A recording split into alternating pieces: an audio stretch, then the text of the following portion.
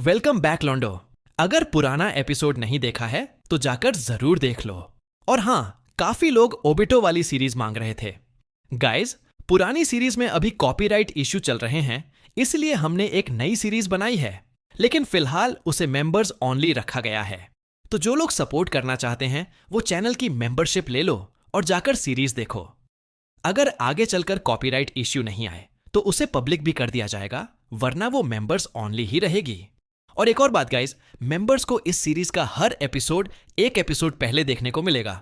तो इसी बात के साथ चलिए स्टार्ट करते हैं। इसके बाद उसकी छाती की हड्डियों से कड़क की एक हल्की सी आवाज निकली। पूरा शरीर हवा में उछलते हुए पीछे जा गिरा। पिछले 1 महीने से ज्यादा की ट्रेनिंग के बाद नारुतो की टांगों की ताकत पहले के मुकाबले 10 गुना से भी ज्यादा हो चुकी थी। अभी जो किक उसने नेजी पर मारी थी, उसमें भी उसने जानबूझकर अपनी ताकत को दबाकर रखा था। अगर वो पूरी ताकत से वार करता तो नेजी की छाती की हड्डियां कहीं ज्यादा गंभीर रूप से टूट चुकी होती। लेकिन नारुतो का हमला अभी खत्म नहीं हुआ था। उसने हाथ बढ़ाकर अपनी कमर के पीछे लगे निंजा टूल पाउच में डाला और वहां से flying thunder God special Kunai की 2 छुरियां निकाली। अगले ही पल हाथ झटकते हुए उसने दोनों कुनाई नेजी की दिशा में फेंक दी। उस समय नेजी हवा में था, वो जमीन से सहारा लेकर बच नहीं सकता था। दिल ही दिल में उसने झुंझलाकर गाली दी, लेकिन उसकी लड़ने की क्षमता अभी पूरी तरह खत्म नहीं हुई थी। तेज रिफ्लेक्स के साथ उसने अपनी कुनाई निकाली और सामने घुमाकर बचाव किया। टिंग टिंग, हथियारों के टकराने की 2 साफ आवाजें गूंज उठी। दोनों flying thunder God special Kunai टकराकर दिशा बदलते हुए दूर जा गिरी। लेकिन नेजी अभी राहत की सांस भी नहीं ले पाया था कि अचानक नारुतो एक झटके में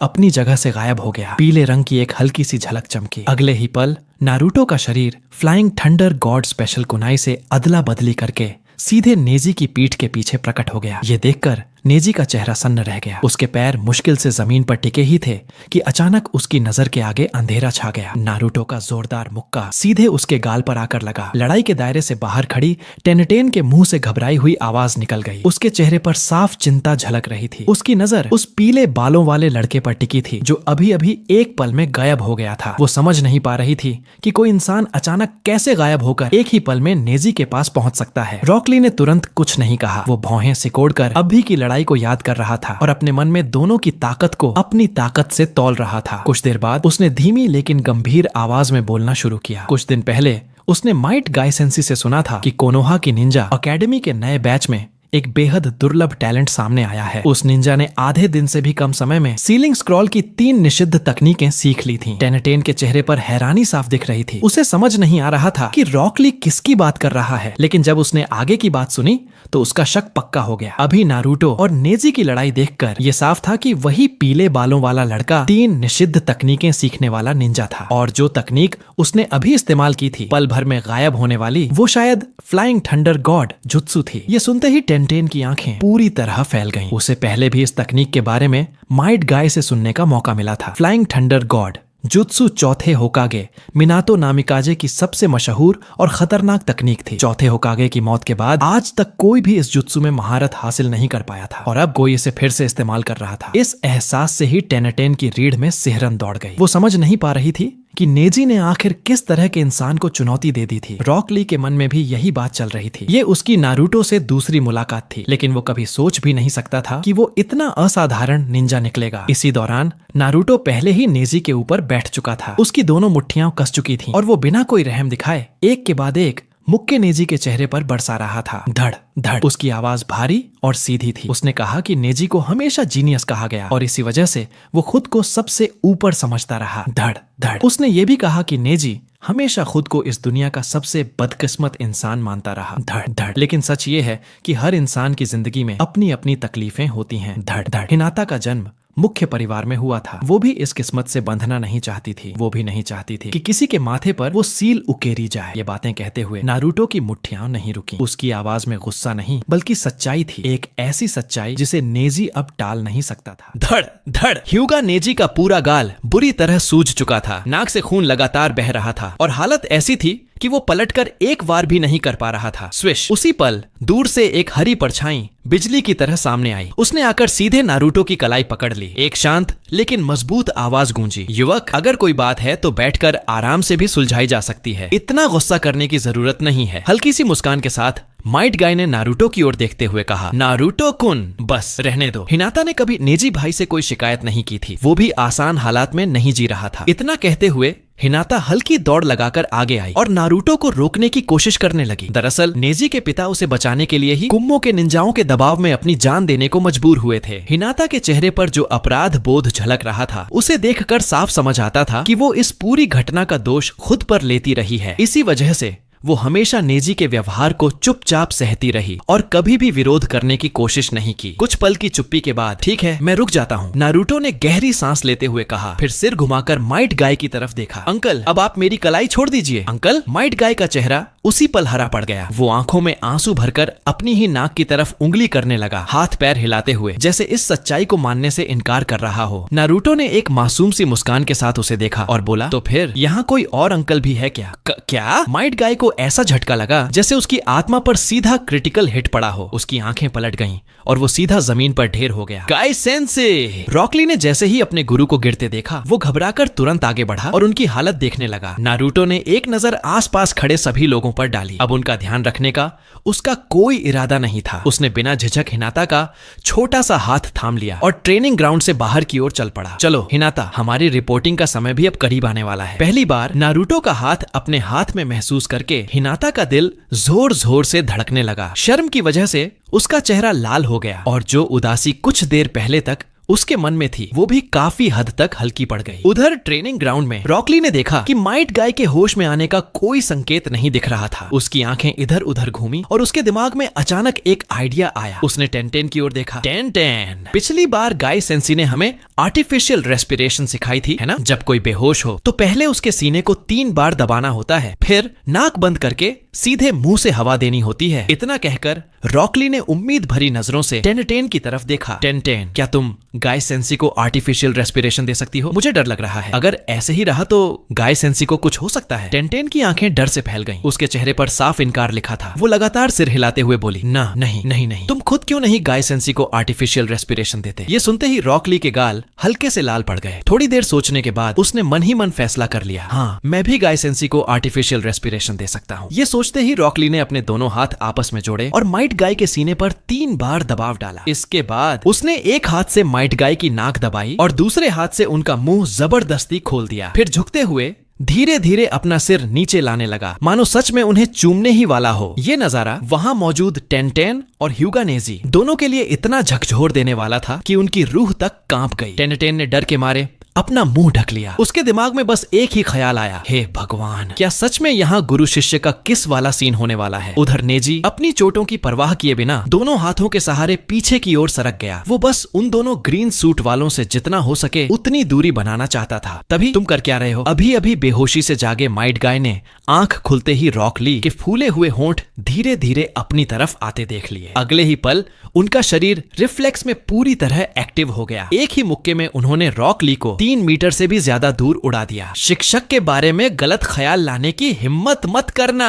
माइट गाय की जोरदार दहाड़ गूंजी। वो झटके से जमीन से उछलकर खड़े हो गए। उनकी आंखों में युवा जोश की आग धधक रही थी। उन्होंने गर्दन घुमाकर चारों तरफ नजर दौड़ाई, जैसे किसी को ढूंढ रहे हों। वो पीले बालों वाला लड़का कहाँ गया? कहाँ है वो? मेरी चमकती नीली युवा भावना अभी खत्म नहीं हुई है। उस लड़के को सुधरना ही पड़ेगा। वो मुझे अंकल नहीं कह सकता। रॉकली जोर की आवाज के साथ जमीन पर गिरा। उसने कराहते हुए माइट गाय की तरफ हाथ बढ़ाया। गाय सेंसे, आपकी यूथ कभी खत्म नहीं होगी। मेरी नजर में आप हमेशा मेरे सबसे प्यारे शिक्षक रहेंगे। ये सब देखकर टेन के पूरे शरीर में फिर से सिहरन दौड़ गई। उसने मन ही मन आसमान की तरफ देखा। हे भगवान, हमारी टीम 3 में क्या एक भी नॉर्मल इंसान नहीं हो सकता? ह्यूगा नेजी ने अब उस अजीब गुरु शिष्य की जोड़ी पर ध्यान देना छोड़ दिया था। वो चुपचाप उस दिशा की ओर देख रहा था जिधर से नारुतो जा चुका था। ह्यूगा मुख्य परिवार और शाखा परिवार की दुश्मनी, क्या उसका बोझ हिनाता सामा पर डाला जाना चाहिए? शायद वाकई मेरी ही सोच गलत थी। नेजी मन ही मन बुदबुदाया। नारुतो के हर मुक्के के साथ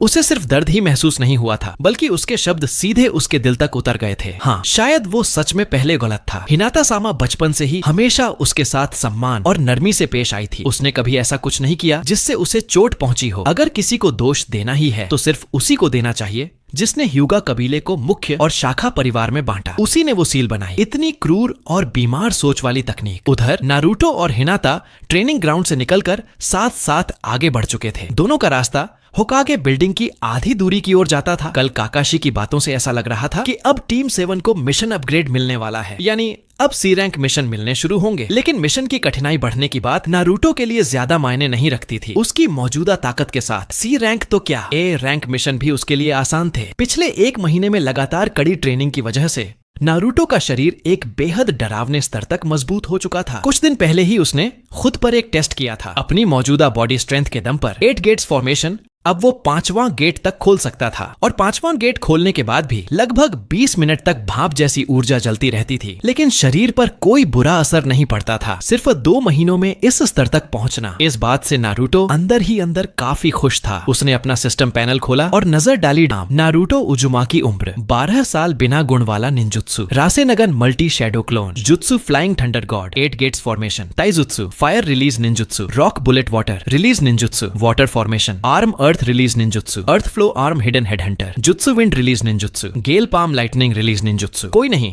system bag, cooling tag X12 explosive tag, X15 fuma, shuriken X6। उसके पास भले ही बहुत ज्यादा चमकदार निंजुत्सु ना हो, लेकिन नारुतो की कुल मिलाकर ताकत अगर थोड़ा संभल कर भी आंकी जाए तो वो पहले ही 8 गेट्स फॉर्मेशन के साथ एक स्पेशल जोनिन लेवल तक पहुंच चुकी थी। खास तौर पर जब वो 5वां गेट खोलता था तो शायद कई जोनिन भी उसे सीधे तौर पर रोक नहीं पाते, और अगर उसी के साथ फ्लाइंग थंडर गॉड को मिला दिया जाए तो उसकी ताकत और असर का अंदाजा लगाना ही बेकार था। जब नारुतो होकागे ऑफिस बिल्डिंग की दूसरी मंजिल पर पहुंचा तो सकुरा हारुनो और सासके उचिहा पहले ही वहां मौजूद थे। उसी समय हिरुजेन सारुतोबी अपने सामने रखी सरकारी फाइलों में डूबे हुए थे और कमरे में आए लोगों पर अभी उनका ज्यादा ध्यान नहीं गया था। हमेशा की तरह वो देर से आने वाला इंसान काकाशी आज भी अब तक नहीं पहुंचा था, लेकिन खिड़की के पास रखे सोफे पर एक ऐसा बूढ़ा आदमी बैठा था जो देखने में काफी जाना पहचाना लग रहा था, या यूं कहें कि नारुतो के लिए वो काफी जाना पहचाना चेहरा था, भले ही ये उनकी पहली मुलाकात ही क्यों ना हो। उसके चेहरे पर घनी सफेद दाढ़ी थी, गर्दन के पीछे एक पुरानी सी टोपी लटकी हुई थी और हाथ में शराब की बोतल पकड़े हुए था, जिससे वो बीच बीच में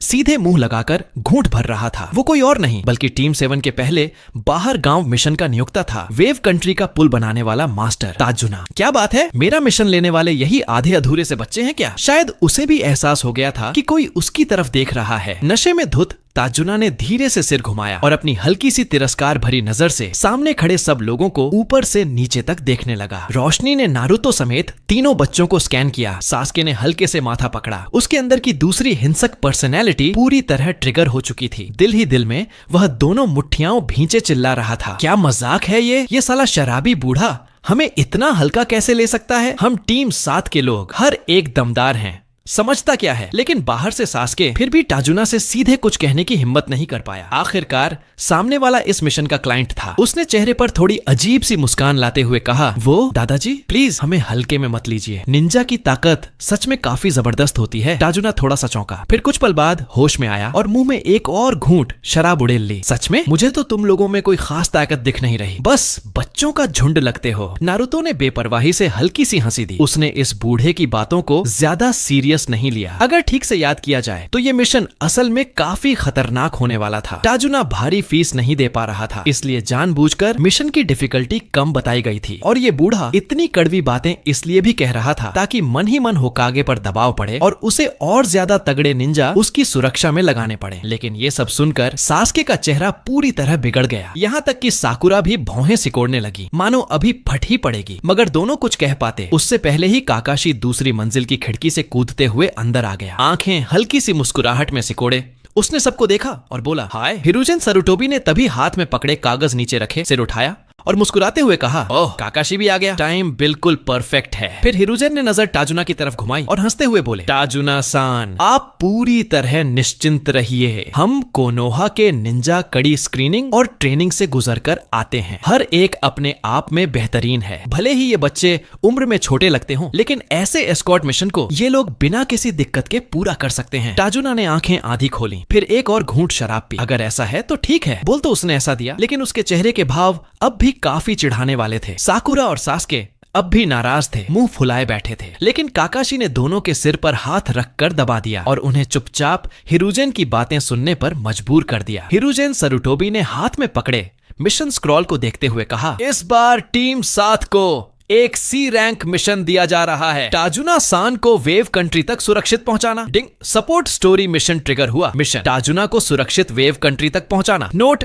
यह मिशन दिखने में सी रैंक है, लेकिन इसकी हिडन डिफिकल्टी ए रैंक है। कृपया विकल्प चुनें और संबंधित इनाम प्राप्त करें। विकल्प 1, मूल कहानी के रास्ते पर चलें, टाजुना को सुरक्षित वेव कंट्री तक पहुंचाएं, जाबुझा और हाकू को हराएं, गाटो के अंडरवर्ल्ड ग्रुप को खत्म करें। इनाम, fire release, great fireball. Jutsu विकल्प 2, कहानी का रास्ता बदले, टाजुना को सुरक्षित वेव कंट्री तक पहुंचाए। टॉकनो जुत्सु से जाबुझा और हाकू को एक दूसरे के रिश्ते और बंधन का मतलब समझाएं, दोनों को मरने से रोकें। सपोर्ट स्टोरी के अफसोस को पूरा करें। इनाम, सील रिलीज एट्रीब्यूट चक्रा। मास्टरी ऑफिस के पीछे बैठा हिरुजन लगातार मिशन की डिटेल समझा रहा था, लेकिन नारुतो का ध्यान वहां था ही नहीं। उसका पूरा फोकस दिमाग में गूंज रही उस सिस्टम की आवाज पर था। उसने मन ही मन सोचा, पहला विकल्प ओरिजिनल स्टोरी के साथ चलना। ग्रेट फायरबॉल जुत्सु मिल भी जाए तो उसका क्या फायदा? ये टेक्निक तो नारुतो वैसे भी यूज नहीं करता। ये तो पूरी तरह सास्के की स्पेशलिटी है। अब रहा दूसरा ऑप्शन, टॉक नो जुत्सु से समझाना, जाबुझा और हाकू को एक दूसरे के बीच का रिश्ता और बॉन्ड समझाना और दोनों को मरने से बचाना। अरे सिस्टम, नारुतो मन ही मन बड़बड़ाया, तू आखिर करना क्या चाह रहा है? इमोशनल ड्रामा क्यों घुसेड़ रहा है? टॉक नो जुत्सु मेरे बस की बात नहीं है। नारुतो काफी झुंझलाया हुआ था, दिल ही दिल में सिस्टम को कोस रहा था। होस्ट, सिस्टम की ठंडी आवाज आई, यह पूरी तरह आपकी निजी समस्या है, इसमें हस्तक्षेप करना इस सिस्टम के अधिकार क्षेत्र में नहीं आता। नारुतो ने बेबसी में सिर हिला दिया, मतलब तूने कुछ कहा ही नहीं? ठीक है, लेकिन नारुतो ने तुरंत कोई फैसला नहीं लिया। पिछली बार वाले चॉइस मिशन को देखकर वह समझ चुका था कि सिर्फ एंड रिजल्ट पूरा करने से भी मिशन का इनाम मिल सकता है। इधर नारुतो सोच में डूबा हुआ था, उधर हिरुजेन सरुटोबी मिशन की पूरी जानकारी समझा चुके थे। हालांकि नारुतो ने उनकी बातों पर ज्यादा ध्यान नहीं दिया, लेकिन मोटा मोटी कंटेंट उसे पता था। आसपास के पहाड़ों में डाकुओं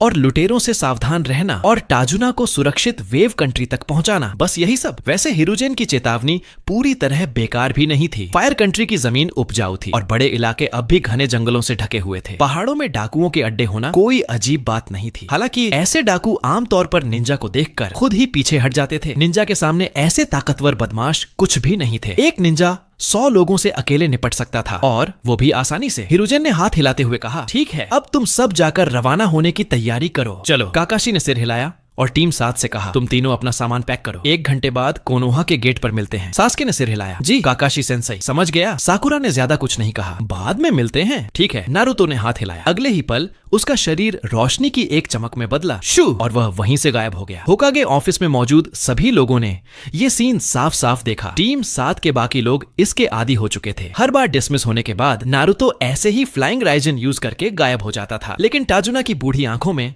हल्की सी चमक आ गई। वो छोटा लड़का काफी दमदार लग रहा है, हम सच में निंजा जैसा एहसास देता है। जाहिर है टाजुना ये नहीं समझ पाया कि नारुतो ने कौन सी टेक्निक यूज की, लेकिन पल भर में गायब हो जाना उसे काफी इम्प्रेस कर गया। हिरुजेन ने हंसते हुए कहा, टाजुना साहब, कृपया टीम के साथ कोनोहा गेट तक चलिए। आप बिल्कुल चिंता मत कीजिए, टीम 7 के ये बच्चे हमारी नई जनरेशन के सबसे बेहतरीन ग्रेजुएट्स हैं। ये सुनते ही दरवाजे तक पहुंच चुका सास्के अचानक रुक गया, भौहें कसकर सिकुड़ गईं। नई जनरेशन के सबसे मजबूत। उसके मन में एक ही ख्याल आया, आपके दिल में तो असल में सिर्फ नारुतो ही है ना? पिछले 1 महीने की टीम वर्क के बाद सास्के नारुतो की ताकत को काफी हद तक समझ चुका था। उसने चुपके से कई बार नारुतो का पीछा किया था उसकी ट्रेनिंग देखने के लिए, और वो ट्रेनिंग लगभग किसी शैतान जैसी थी। इतनी खतरनाक मेहनत देखकर सास्के अंदर तक हिल गया था। हालांकि सास्के खुद को हर दिन कड़ी ट्रेनिंग करने वाला मानता था, लेकिन नारुतो की उस ट्रेनिंग के सामने, जो लगभग खुद को टॉर्चर करने जैसी थी, उसकी मेहनत कुछ भी नहीं लगती थी। और एक बार सास्के ने अपनी आंखों से देखा था जब नारुतो ने 8 गेट्स का 5वां गेट खोला था। उस पल उसकी ताकत और स्पीड पूरी तरह विस्फोट जैसी थी। एक ही घूंसे में एक मोटा पेड़ बीच से फट गया था। वो सीन आज भी सास्के के दिमाग में ताजा था। उसी दिन के बाद सास्के को साफ समझ आ गया कि उसके और नारुतो के बीच असल फासला कितना बड़ा है, और ये भी कि उसकी पहले की सारी अकड़ नारुतो के सामने कुछ भी नहीं थी। नारुतो, तू इंतजार कर, मैं तुझसे कभी नहीं हारूंगा। एक बदला लेने वाले के तौर पर वह ये बिल्कुल बर्दाश्त नहीं कर सकता था कि कोई उससे आगे निकल जाए। दूसरी तरफ नारुतो फ्लाइंग राइजन यूज करके होकागे ऑफिस से निकल चुका था। खुले जंगल के बीचों बीच वह अचानक प्रकट हुआ। ये इलाका असल में टीम 8 का मीटिंग पॉइंट था। काफी पहले ही नारुतो हिनाता के शरीर पर फ्लाइंग राइजन मार्क लगा चुका था, लेकिन इस तरह अचानक उसके पास प्रकट होना ये उसने पहली बार किया था। नारुतो कुन। हिनाता का चेहरा लाल हो गया। उसने गर्दन घुमाकर नारुतो को देखा, लेकिन अपनी जगह से हिलने की हिम्मत नहीं कर पाई। फिर अनजाने में उसने ऊपर की तरफ देखा, कुरेनई की ओर। शायद उसे डर था कि कहीं नारुतो की वजह से क्लास में रुकावट न आ जाए और कुरेनई सेंसेई नाराज ना हो जाए। कुरेनई पहले तो थोड़ा हैरान हुई, फिर जब उन्होंने हिनाता को अपनी तरफ देखते पाया तो कुछ नहीं कहा, बस हल्की सी नरम मुस्कान दी। फिर उन्होंने नारुतो की तरफ देखते हुए कहा, तुम ही हो ना उजुमाकी नारुतो? आजकल तो कोनोहा में तुम्हारा नाम काफी चल रहा है। नारुतो ने शर्माते हुए सिर खुजलाया। नमस्ते कुरेनई सेंसेई, आप ज्यादा तारीफ कर रही हैं। इसी बीच शिनो और किबा को भी तब जाकर समझ आया कि क्या हुआ है। दोनों तुरंत आगे बढ़े और नारुतो को घेर लिया। नारुतो! किबा जोश में उछल पड़ा। तू अभी जो ऐसे पल भर में यहाँ आया वो पक्का फ्लाइंग राइजिन ही था, है ना? वह उत्साह में हाथ पैर हिलाते हुए लगातार पूछने लगा। और सुना है ग्रेजुएशन वाले दिन ही तूने फ्लाइंग राइजिन और 8 गेट्स दोनों सीख लिए थे, ये सच है क्या? नारुतो, किबा, चोजी, शिकामारू, ये चारों निंजा अकादमी में कभी क्लास बंक करने वाला कुख्यात ग्रुप हुआ करते थे। अक्सर खिड़की से कूदकर क्लास से भाग जाते थे और बाहर घूमते रहते थे। आज जब किबा को पता चला कि नारुतो की ताकत इतनी ज्यादा बढ़ चुकी है तो उसके दिल में थोड़ी जलन जरूर थी, लेकिन उससे भी ज्यादा वह नारुतो के लिए खुश था। शिनो ने शांत आवाज में पूछा, नारुतो, आज सुबह तुमने टीम 3 को सबक सिखाया था, है ना? शिनो उतना एक्साइटेड नहीं था, लेकिन उसके चश्मे के पीछे उसके चेहरे पर हल्की सी हैरानी साफ दिख रही थी। ये सुनकर नारुतो थोड़ा सा चौंक गया। उसने अनजाने में हिनाता की तरफ देख लिया। इतनी जल्दी ये बात फैलना, इसका सोर्स शायद वही थी। उसे सच में उम्मीद नहीं थी कि इतनी शर्मीली हिनाता कभी गॉसिप भी करेगी। चारों लोग उसे घूर घूर कर देख रहे थे और इस तरह सबकी नजरें अपने ऊपर पाकर नारुतो काफी अनकंफर्टेबल महसूस करने लगा। तुम लोग मुझे ऐसे मत घूरो, नारुतो ने थोड़ा असहज होते हुए कहा। हाँ, मैंने वो दोनों सीख लिए हैं, लेकिन इसमें ऐसा क्या है कि तुम लोग इतना शोर मचा रहे हो? उसकी ये बात भले ही बड़ी हल्के अंदाज में कही गई थी, लेकिन फिर भी किबा और शिनो के मुंह से एक साथ हैरानी की आवाज निकल गई। यहाँ तक कि कुरेनई भी अपने चेहरे पर आई हैरानी छुपा नहीं पाई। फ्लाइंग राइजिन की मुश्किल तो बताने की जरूरत ही नहीं थी, और जहां तक बात थी 8 गेट्स की, कुरेनई के दिमाग में एक ही सवाल था। मेरी जानकारी में गाई सेंसेई की 8 गेट्स टेक्निक एक ऐसी ताइजुत्सु है जिसे इस्तेमाल करने के लिए बेहद मजबूत शरीर और सालों की हार्ड ट्रेनिंग चाहिए। तो क्या ये नारुतो नाम का बच्चा वाकई इतना असाधारण है? लेकिन नारुतो के पास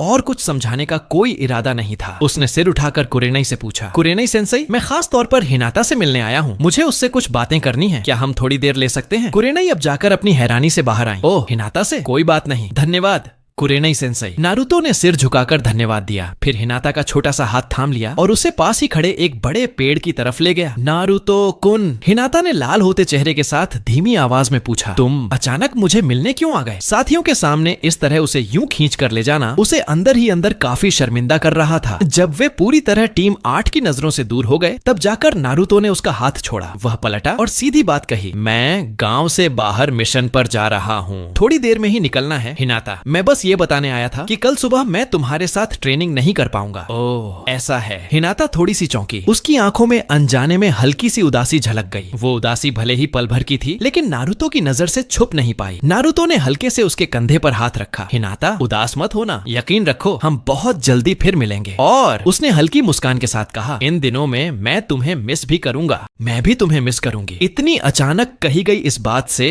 हिनाटा का चेहरा लाल पड़ गया। पहले भले ही दोनों रोज मिलते थे, लेकिन नारुतो ने कभी इतनी सीधी बात नहीं कही थी। हिनाटा उंगलियों से हल्का सा गोल घुमाती रही। बहुत धीमी आवाज में बस एक हूँ कहा। नारुतो कुन, मैं भी तुम्हें मिस करूंगी। उसकी ये शर्मीली हालत देखकर नारुतो खुद को रोक नहीं पाया और हल्की सी शरारती मुस्कान आ गई। इतनी शर्मीली है, धीरे धीरे ही आगे बढ़ना पड़ेगा। हिनाटा, आज सुबह मैंने ह्यूगा नेजी को सबक सिखाया था, तो क्या कोई रिवॉर्ड नहीं मिलना चाहिए? कहते हुए उसने उंगली से अपना गाल हल्के से छुआ और चेहरा आगे कर लिया। नारुतो कुन, आप ये। हिनाटा का चेहरा गर्दन तक लाल हो चुका था। उसकी शरारती मुस्कान देखकर वो समझ गई कि वो क्या चाहता है। दिल ही दिल में खुद को हिम्मत देती रही। कुछ सेकंड बाद आखिरकार उसने साहस जुटाया और नारुतो के गाल पर हल्की सी किस कर दी। इसके बाद बिना किसी रिएक्शन का इंतजार किए वो पलटकर तेजी से वहां से भाग गई। हिनाटा, ये क्या हो गया? चेहरा तो पूरा झींगे जैसा लाल हो गया है। किबा ने हैरानी से पूछा। कुरेनई ने उसकी ये हालत देखी, फिर नजर उस तरफ गई जहां पेड़ों के बीच नारुतो खड़ा था। उनके होंठों पर हल्की सी मुस्कान आ गई। सच में ये दोनों बच्चे काफी जल्दी बड़े हो रहे हैं। दूसरी तरफ एक किस का तोहफा पाने के बाद नारुतो कुछ देर वहीं खोया खोया खड़ा रहा, फिर संतुष्टि से हाथ उठाकर इशारा किया। स्वूश, फ्लाइंग थंडर गॉड एक्टिव हुआ और वो सीधे अपने घर पहुंच गया। असल में घर जाकर सामान पैक करना उसके लिए पूरी तरह अननेसेसरी था, क्योंकि उसे नहीं पता था कब उसकी सच्चाई सामने आ जाए। इसलिए उसने पहले ही अपने सिस्टम स्टोरेज में कपड़े और डेली यूज का सारा सामान तैयार रखा था। फिर भी काकाशी और बाकी लोगों को शक न हो, इसलिए उसने एक बैकपैक निकाला और उसमें कुछ कपड़े और रोजमर्रा का सामान डाला। इसके बाद नीचे जाकर कुछ सूखा राशन भी खरीद लिया। फिर एक बार फ्लाइंग थंडर गॉड का इस्तेमाल किया और वो कोनोहा गेट की तरफ निकल पड़ा। ओह, नारुतो है ना, आज मिशन पर जा रहे हो? गेट के पास बनी गार्ड पोस्ट से इजुमो ने हाथ हिलाकर पूछा। बगल में खड़े कोतेत्सु भी मुस्कुराते हुए देख रहे थे। नारुतो ने सिर हिलाया। हाँ सीनियर्स, आप लोग ड्यूटी पर हैं। सिर्फ औपचारिक अभिवादन के बाद वो बिना रुके गांव के बाहर की तरफ बढ़ गया। ग्रेजुएशन टेस्ट वाले दिन उसके फ्लाइंग थंडर गॉड और 8 गेट्स सीखने की बात निंजा दुनिया में फैलने के बाद लोगों का रवैया उसके प्रति पूरी तरह बदल चुका था। हाँ, जिन लोगों ने पुराने दंगों में अपने माता पिता और परिवार खोए थे, उनकी आंखों में अब भी वही नफरत और गुस्सा था। लेकिन नारुतो को इससे ज्यादा फर्क नहीं पड़ा। वैसे भी 1 साल के अंदर उसे गांव छोड़ना ही था। अगर सब कुछ प्लान के मुताबिक रहा तो ये समय चूनिन एग्जाम के आसपास होगा। कोनोहा गेट के बाहर ताजुना अकेला एक बड़े पेड़ के सहारे बैठा था और आराम से एक के बाद एक घूंट शराब के पी रहा था। वो लगातार मुंह में शराब उड़ेल रहा था। टीम साथ के बाकी 3 लोग अभी तक नहीं पहुंचे थे। लगता था फ्लाइंग थंडर गॉड जैसी टेक्निक सफर में सच में बहुत बड़ा फायदा देती है। इसीलिए तो पहले कई लोग नामिकाजे मिनाटो को इंस्टेंट डिलीवरी निंजा जैसे नाम दे दिया करते थे। अरे सिर्फ तू ही आया है क्या छोटे? तुम लोगों की काम करने की स्पीड तो सच में बहुत स्लो है। ताजुना ने पलकों को उठाकर नारुतो की तरफ देखा। बूढ़े, थोड़ा कम पिया करो, रास्ते में कुछ हो गया तो हम तुम्हारी लाश उठाने के जिम्मेदार नहीं होंगे। नारुतो का लहजा बिल्कुल साफ था। उसे इस बूढ़े पर गुस्सा नहीं आया, क्योंकि ये आदमी हर किसी से बात करते वक्त हमेशा चुभने वाली बातें ही करता था। फिर भी उसे याद आया कि ओरिजिनल कहानी वाला पुल बनाने वाला बूढ़ा इतना इरिटेटिंग नहीं था। तू तो बड़ा जहरीली जुबान वाला निकला, मुझे पसंद आया, इंटरेस्टिंग है। ताजुना जोर से हंस पड़ा। नारुतो बाजू मोड़कर एक तरफ खड़ा हो गया। उसका ध्यान अब बूढ़े की बातों में नहीं था, बल्कि वो मन ही मन सोच रहा था कि आगे चलकर झा बुझा और हाकू को कैसे समझाया जाए कि उनके बीच की बॉन्ड कितनी अहम है। नारुतो, आज तुम इतनी जल्दी कैसे आ गए? कुछ मिनट बाद सकुरा और सासके गेट के पास दिखाई दिए। सकुरा के चेहरे पर हल्की सी हैरानी थी। जिसे काकाशी की तरह लेट आने की आदत थी, वही आज सबसे पहले पहुंच गया था। सासके चुप था, सिर झुकाए हुए, जैसे किसी गहरी सोच में डूबा हो। हाँ, नारुतो ने सिर हिलाया। मेरी स्पीड तुम सबसे तेज है और पहली बार गाँव से बाहर मिशन पर जा रहा हूँ तो थोड़ा सीरियस रहना तो बनता है। सकुरा ने कोनोहा के बाहर घने जंगल की तरफ देखा। दोनों बाहें फैलाकर एक सुकून भरी मुस्कान के साथ बोली, सही कहा, पहली बार कोनोहा से बाहर जाना वाकई एक्साइटिंग लग रहा है। तभी काकाशी किसी गली के मोड़ से आराम से निकलते हुए गेट पर पहुंचे। तो सब लोग टाइम पर हैं? सकुरा ने आंखें घुमाई। काकाशी सेंसेई, लगता है आज आप भी पंक्चुअल हो गए। आज देर नहीं हुई। नारुतो हल्का सा मुस्कुराया। जरूरी मामलों में वो लिमिट जानते हैं। काकाशी ने बेबसी से कंधे उचका दिए। अरे, लगता है आप सबको मेरी लेट आदत से काफी शिकायत है। चिंता मत करो, आगे भी मैं इसे बनाए रखूंगा। सकुरा का माथा हल्का सा फड़क उठा। उसका दूसरा स्वभाव मन ही मन चाह रहा था कि आगे बढ़कर काकाशी को एक मुक्का जड़ दे। काकाशी के चलो रवाना होते हैं कहते ही टीम 7 ने ताजुना को साथ लिया और चौड़ी कच्ची सड़क पर धीमी चाल से वेव कंट्री की दिशा में बढ़ने लगी। अब मौसम सर्दियों की तरफ बढ़ रहा था, लेकिन सड़क के दोनों ओर पेड़ अभी भी हरे भरे थे। नॉर्मली देखा जाए तो ये नेचर के नियमों के खिलाफ था। आमतौर पर पतझड़ के बाद पत्ते सूखते हैं, जमीन में मिलकर खाद बन जाते हैं और अगले साल नई जिंदगी को पोषण देते हैं। काकाशी के मुताबिक फायर कंट्री की जमीन बहुत उपजाऊ है और यहाँ का इकोलॉजिकल बैलेंस सालों से ऐसा ही रहा है। जब तक कोई बहुत भयानक प्राकृतिक आपदा न आए, ज्यादा असर नहीं पड़ता। ये सुनकर नारुतो को अचानक एक अहम बात समझ आ गई। इसीलिए तो होकेज की मौत के बाद बाकी बड़े देश अक्सर बवाल खड़ा करते थे और फायर कंट्री की जमीन हड़पने की कोशिश करते थे। कारण सिर्फ एक था, फायर कंट्री की जमीन बेहद उपजाऊ थी। जरा विंड कंट्री को देखो, जहां साल भर रेत और आंधियां ही चलती रहती हैं। रहने लायक जगहें, खेती करने लायक जमीन दोनों ही बहुत कम थीं। लाइटनिंग कंट्री को देखो, साल भर तेज गर्मी रहती है, हर जगह पानी की कमी और सूखा। इसी वजह से वहाँ अनाज की पैदावार बहुत कम होती है। लोगों की त्वचा तक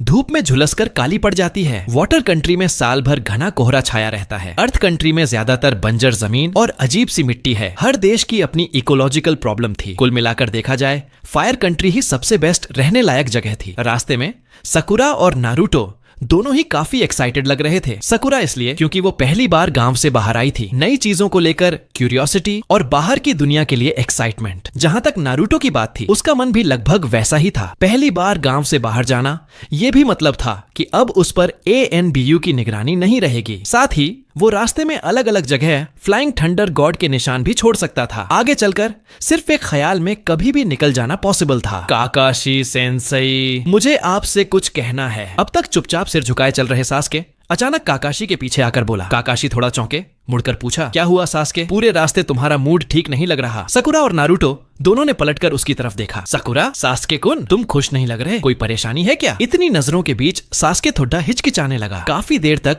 मन ही मन जूझता रहा, लेकिन आखिरकार वो बात कह नहीं पाया। छोड़िए, मैं बाद में बताऊंगा, उसने हल्की सी सांस छोड़ते हुए कहा। सास्के, कोई बात दिल में मत रखो, हम सब तुम्हारे साथ हैं। काकाशी ने सिर हिलाया और उसका कंधा थपथपा दिया। टीम आगे बढ़ती रही। करीब 2 घंटे बाद सड़क के किनारे एक बड़ा सा पानी का गड्ढा दिखा। काकाशी ने सबसे पहले कुछ गड़बड़ महसूस की। हाल ही में बारिश नहीं हुई है और इतनी गर्मी में इतना पानी अपने आप नहीं हो सकता। सिर्फ एक ही मुमकिन वजह थी, किसी ने ट्रांसफॉर्मेशन जुत्सु से छिपकर घात लगाई हुई थी। काकाशी ने इंस्टिंक्टिवली अपने तीनों स्टूडेंट्स की तरफ देखा। सकुरा को कुछ पता नहीं था। वो अब भी सास्के के साथ चलते हुए उसे समझाने की कोशिश कर रही थी। सास्के भी सिर झुकाए आगे बढ़ रहा था। आस पास पर ध्यान नहीं था। सिर्फ नारुतो की नजर सीधे काकाशी से मिली। उसने आंखों से इशारा किया। काकाशी ने भी हल्का सा आंख मारी, मतलब शोर मत करो, देखते हैं दुश्मन क्या करता है। लेकिन नारुतो ने सीधा उल्टा खेल खेला। वो अचानक तेजी से दौड़ता हुआ सड़क किनारे उस पानी की तरफ गया। अरे यार, सुबह से चल रहे हैं, मुझे बहुत जोर की लगी है, आप लोग आगे बढ़ो,